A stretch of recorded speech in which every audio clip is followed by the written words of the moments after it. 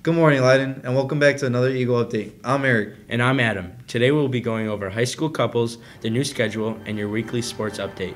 Today is February 15th, and your Eagle Update starts in 5.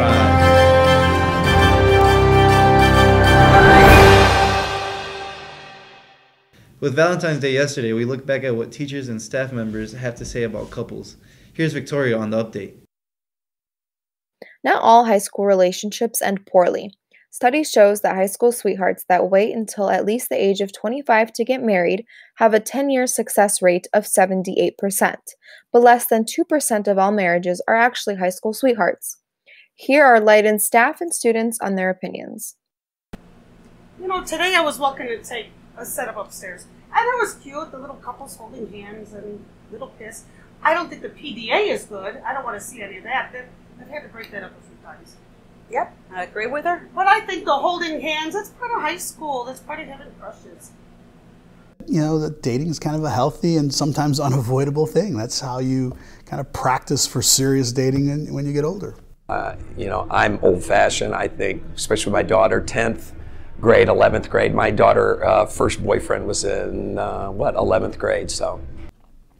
Well, that would put a lot of pressure on each date, right? So it's like, this is the person I want to marry. But then I've seen some questionable couples, you know, when people are dating people, you think, ooh, is that person going to be good to spend the rest of your life with? Well, to me, I think it is. Because, I mean, you know, where you're still in high school, enjoy it as much as you can. And you have plenty of time to go and look forward, you know, maybe college. I think you're more mature. I like it better when they're not. I've had a couple individuals that had their girlfriends or boyfriends in there with, and it just wasn't as good as if it was split. I've had couples in my classroom, and it's, you know, when they're bickering or worse, breaking up, then it causes problems because they're still stuck with each other in the classroom. Well, my most memorable was 27 years ago in Augusta, Georgia. I asked my wife to marry me, center court basketball, lights down, had food there, and it wasn't as good as I thought because that evening she was not feeling well, but I told her she had to, so I could actually propose to her, so that's my most memorable. One big piece of advice I'd like to give high school students and young people in general: not every relationship is supposed to end in love forever after. So if you are lucky in life, you will fall in love several times. Happy Valentine's Day. Thanks, Victoria. This week in sports, the swim team is preparing for their sectional meet. Here's Karen David with the update.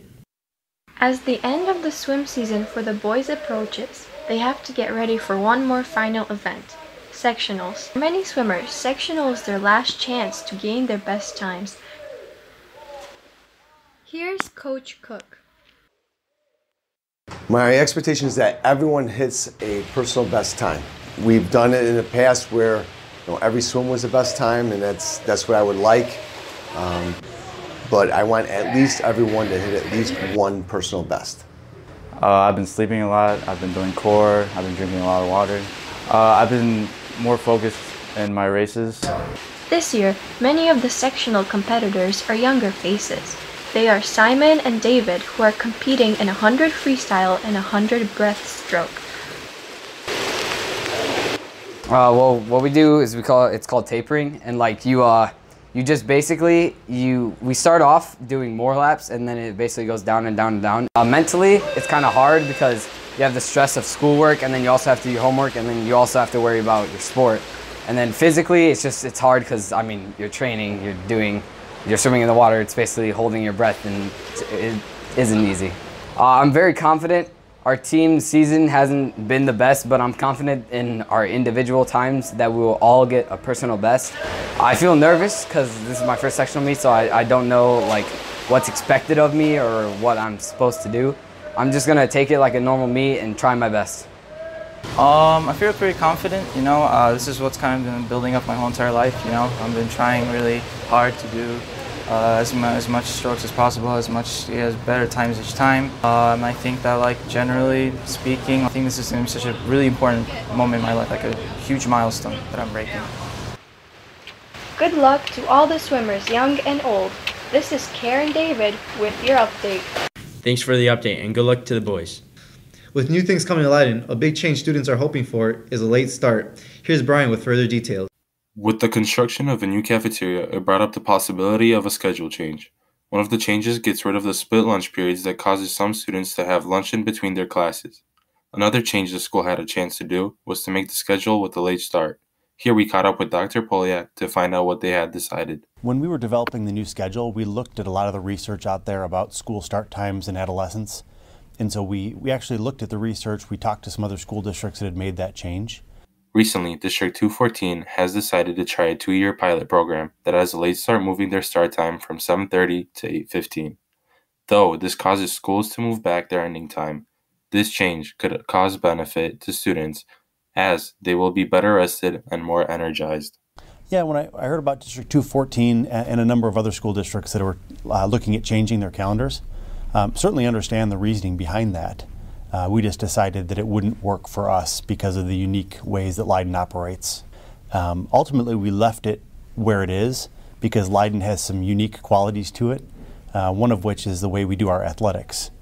And so we need that buffer time at the end of the day to transport students from one campus to the other before practices and competitions can begin. And if we were to move our start times later, which would move our end time later, then all of our competitions would need to start later, or we'd have to let students miss class to get to those competitions. So we thought this was a better solution. One of the other things we consider here is the amount of Leyden students that watch younger siblings after school. And so if we let our students out later and the other elementary schools get out earlier, we'd have unsupervised young kids in the community. So that, in addition to lost academic time for athletics and activities, that's what led us to leave it where it was. Thanks, Brian. We are calling on your help, Leyden. The boys basketball team is running their annual Crush Cancer event on senior night. The game will take place next Thursday, February 21st at 7 p.m. At the game, the senior boys basketball players, cheerleaders, and Leydenettes will be recognized. In addition, the event hopes to raise money for a Leyden family member battling cancer. All next week, the boys basketball players will be selling bright Crushed Cancer t-shirts in the lunchroom and donation cards. The t-shirts are $10, but if you wear it to the game, you get in for free. The donation cards are $1 and are a great way to honor a family member or friend, and they will make the gym look great on senior night as they will be posted. In addition to these items, there will be a raffle basket in the staff cafeteria, and there will be a 50-50 drawing at the game.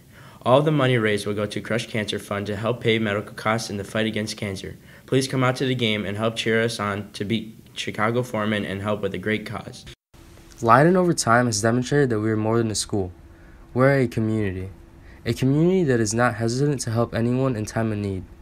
Rocco Britton, the youngest of the Britton brothers, has been undergoing his battle against scoliosis, and it continues to keep getting worse. Ms. Lockdewall's class will be organizing a dodgeball tournament next Friday, February 22nd, in order to assist Rocco in his battle. Also, a message to all seniors. Do not forget the common local scholarships are due this Tuesday and must be typed. That's all we have for today, but we save room for cookies. The Flying Eagle, please. And the winner is Miss French's English for AP class, room 214. Enjoy the cookies. I'm Adam. And I'm Eric. And we're signing off.